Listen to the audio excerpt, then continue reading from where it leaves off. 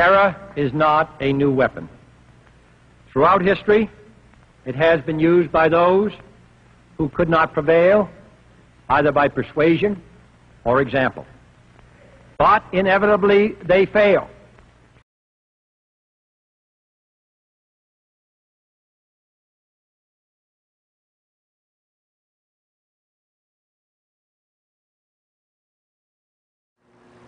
Everything was going fine for England and the banking penetration and infiltration of our nation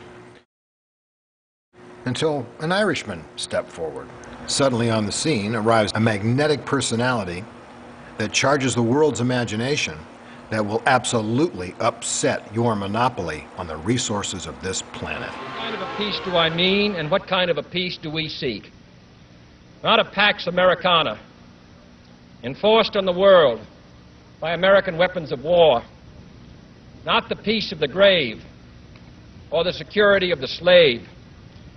I am talking about genuine peace, the kind of peace that makes life on earth worth living, the kind that enables men and nations to grow and to hope and build a better life for their children.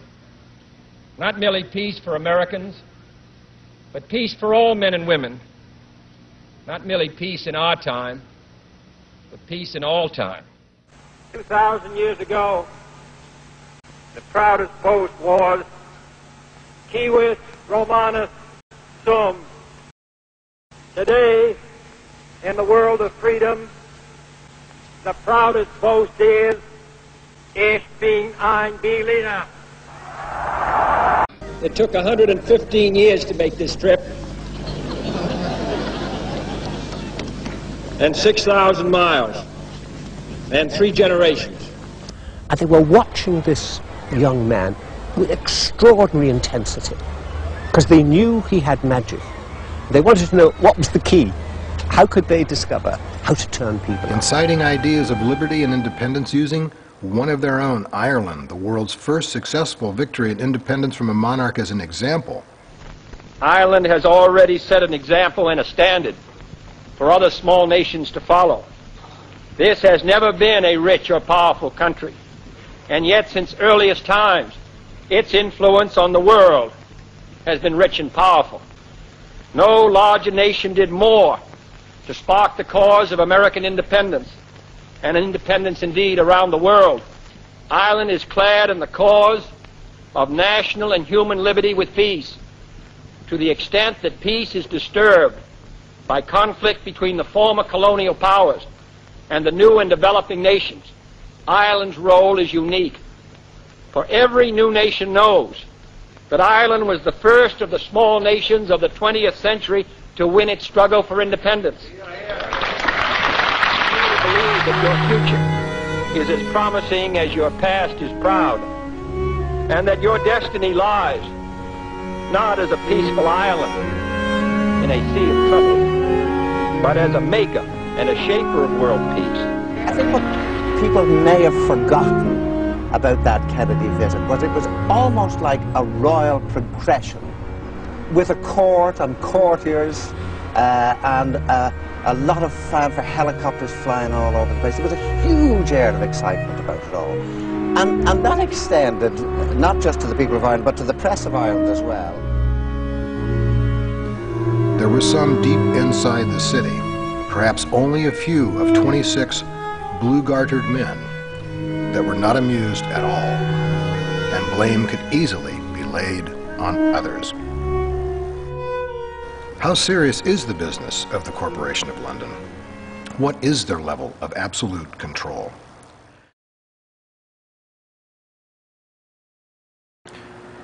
When George Herbert Walker Bush became a bonesman while at Yale University, they gave him, as they do all initiates, a new name. George Herbert Walker Bush would be known secretly by the Brotherhood, the Bonesmen, as MAGOG. MAGOG had a son. His son, George Walker Bush, arrived in Jerusalem in January of 2008. Esteemed Mr. George W. Bush, the chief prince of Meshech and Tuval, leader of the West. The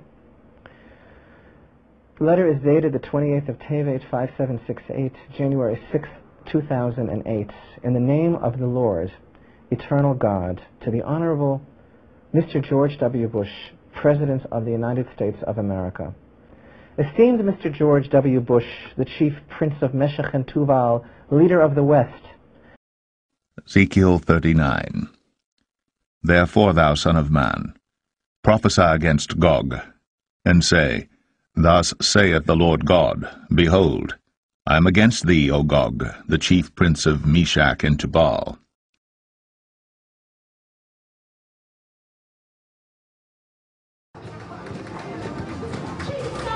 Well, GOG and MAGOG, one of the most familiar sights at any Lord Mayor's show for many, many years. Traditional guardians of the City of London, and they've been carried at the Lord Mayor's show since 1554. An opportunity to forge for ourselves and for future generations a new world order.